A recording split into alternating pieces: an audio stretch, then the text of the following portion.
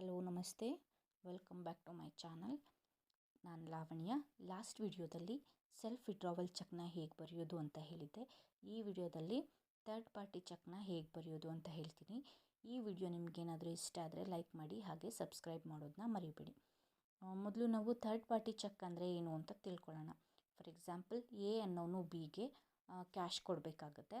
ಆದರೆ A unknown ಹತ್ರ cash ಇರಲ್ಲ. ಅದ್ರ ಬದಲು ಅವನ ಅಕೌಂಟಲ್ಲಿ ಅಮೌಂಟ್ ಇದೆ. ಸೊ ಆ ಅಕೌಂಟಲ್ಲಿ ಅಮೌಂಟ್ ಏನಿದೆಯೋ ಅದಕ್ಕೆ ಇವನು ಚೆಕ್ ಇಶ್ಯೂ ಮಾಡ್ತಾನೆ. ಸೊ ಚೆಕ್ನ ಬಿಗೆ ಇಶ್ಯೂ ಮಾಡ್ತಾನೆ. ಆ ಬಿ ನೇಮಲ್ಲಿ ಏನು ಇಶ್ಯೂ ಮಾಡ್ತಾನಲ್ವ ಅದನ್ನು ಥರ್ಡ್ ಪಾರ್ಟಿ ಚೆಕ್ ಅಂತ ಹೇಳ್ತೀವಿ. ಈಗ ಆ ಥರ್ಡ್ ಪಾರ್ಟಿ ಚೆಕ್ನ ಹೇಗೆ ಬರೆಯೋದು ಅನ್ನೋದನ್ನ ನಾವು ನೋಡೋಣ. ಇಲ್ಲಿ ನೋಡಿ, ಡೇಟ್ ಇದೆ, ಪೇ ಇದೆ, ರುಪೀಸ್ ಇನ್ ವರ್ಡ್ಸಲ್ಲಿದೆ, ಮತ್ತು ನಂಬರ್ಸಲ್ಲಿದೆ, ಸಿಗ್ನೇಚರ್ ಇದೆ.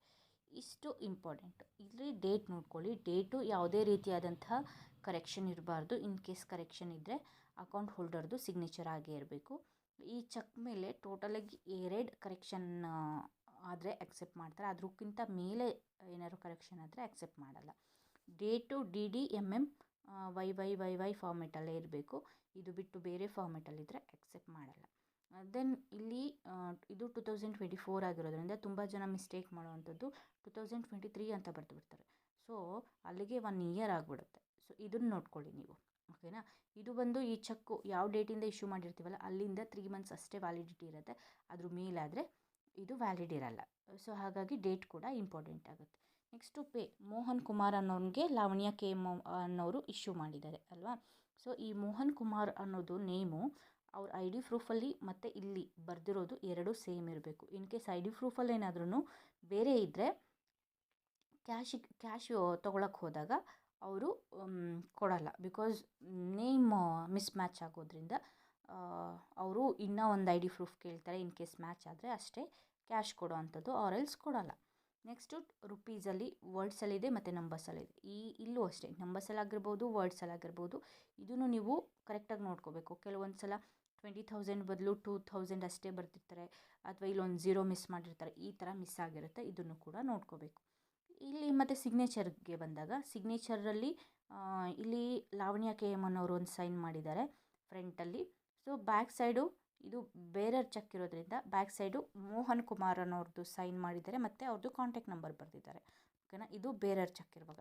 ಇನ್ ಕೇಸ್ ಆರ್ಡರ್ ಚೆಕ್ ಇತ್ತು ಅಂತ ಹೇಳಿದ್ರೆ ಫ್ರಂಟಲ್ಲಿ ಲಾವಣ್ಯ ಅಕೌಂಟ್ ಹೋಲ್ಡರ್ ಅಲ್ವಾ, ಲಾವಣ್ಯ KM ಅನ್ನೋರು ಸೈನ್ ಮಾಡಬೇಕು. ಬ್ಯಾಕ್ ಸೈಡು ಕೂಡ ಲಾವಣ್ಯ ಅವರು ಸೈನ್ ಮಾಡಬೇಕು ಮತ್ತು ಮೋಹನ್ ಕುಮಾರ್ ಅವರು ಸೈನ್ ಮಾಡಬೇಕು, ಮತ್ತು ಕಾಂಟ್ಯಾಕ್ಟ್ ನಂಬರ್ ಬರ್ತಿರಬೇಕು. ಇದು ಬಂದು ಬೇರರ್ ಚೆಕ್ಗೆ. ಇಲ್ಲೇ ಇದೆಯಲ್ಲ, ಪೇ ಮೋಹನ್ ಕುಮಾರ್, ಇಲ್ಲಿ ಬೇರರ್ ಅಂತ ಇದೆಯಲ್ಲ, ಈ ಬೇರರ್ ಮುಂದೆ ಆರ್ಡರ್ ಅಂತಲೂ ಇರುತ್ತೆ. ಇನ್ ಕೇಸ್ ಆರ್ಡರ್ ಚೆಕ್ ಏನಾದ್ರು ಆಗಿದ್ದರೆ ಮೋಹನ್ ಕುಮಾರೇ ಬಂದು ವಿಡ್ರಾ ಮಾಡಬೇಕು. ಅದು ಬಿಟ್ಟು ಬೇರೆಯವ್ರು ಮೋಹನ್ ಕುಮಾರ್ ಬದಲಿಗೆ ಬೇರೆಯವ್ರು ಬಂದರೆ ವಿಡ್ರಾ ಕೊಡಲ್ಲ, ಆಯಿತಾ. ಇನ್ ಕೇಸ್ ಆರ್ಡರ್ ಹಂಗಿದ್ದು ಬೇರೆಯವ್ರು ಅಂತ ಹೇಳಿದ್ರೆ ಮೋಹನ್ ಕುಮಾರ್ ಬದಲಿಗೆ ಬೇರೆಯವ್ರು ಬಂದರೆ ಕೊಡ್ತಾರೆ. ಅವ್ರದ್ದು ID ಪ್ರೂಫ್ ಕೇಳಿ ಕೊಡೋ ಅಂಥದ್ದು ಕ್ಯಾಶು.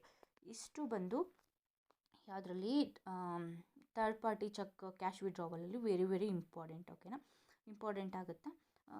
ಸೊ ಇದೆಲ್ಲದು ಒಂದು ಸಲ ಕ್ರಾಸ್ ಚೆಕ್ ಮಾಡಿಕೊಂಡು, ಚೆಕ್ ಕೊಡುವಾಗಲೇ ಇರಲಿ ಅಥವಾ ತೊಗೊಳ್ವಾಗಲೇ ಇರಲಿ ನೋಡ್ಕೊಂಡು ತೊಗೊಂಡ್ರೆ ಒಳ್ಳೆಯದಾಗುತ್ತೆ. ಇಷ್ಟು third party cheque withdrawal related. Next ವಿಡಿಯೋದಲ್ಲಿ ನಾನು ಟ್ರಾನ್ಸ್ಫರ್ ಚೆಕ್ನ ಹೇಗೆ ಬರೆಯೋದು ಅಂತ ಹೇಳ್ತೀನಿ.